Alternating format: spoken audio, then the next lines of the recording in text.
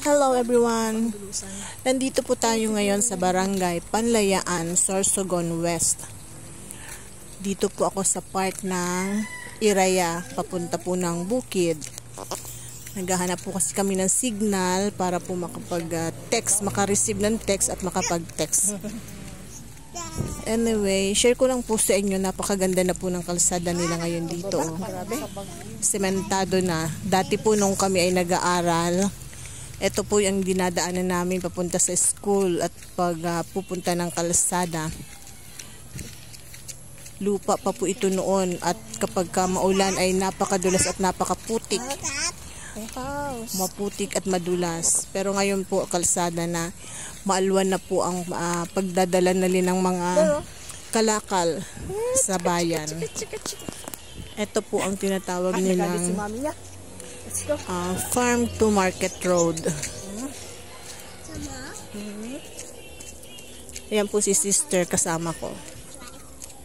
Ang ganda po ng paligid, nakaka-relax. Lahat po ay green. Medyo natutuyo na po yung mga halaman gawa ng sobrang init.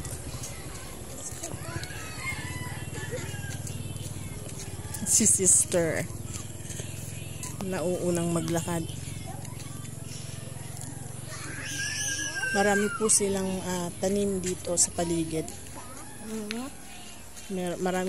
Meron silang mga mini garden. A smoke. Sayang nga lang po medyo nasisira yung ibang part ng kalsada. Kasi may mga pumapasok daw po may mga dumadaan daw po ditong malalaking truck. Hindi kinakaya ng kalsada yung bigat ng truck.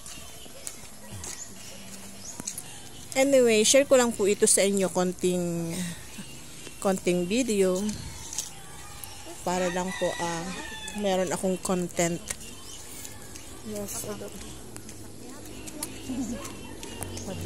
Malapit din lang po dito ang aming bahay. So maraming pong salamat sa inyong panunood and see you again on my next video. Malapit na po kami sa aming bahay. Ayan, may mga mini garden sila. Hindi ko alam kung ano po ang tanim. Ito po ang ilog, natutuyot na rin sa sobrang init. So ayan na po ang aming bahay. Thank you for watching. Bye. God bless everyone.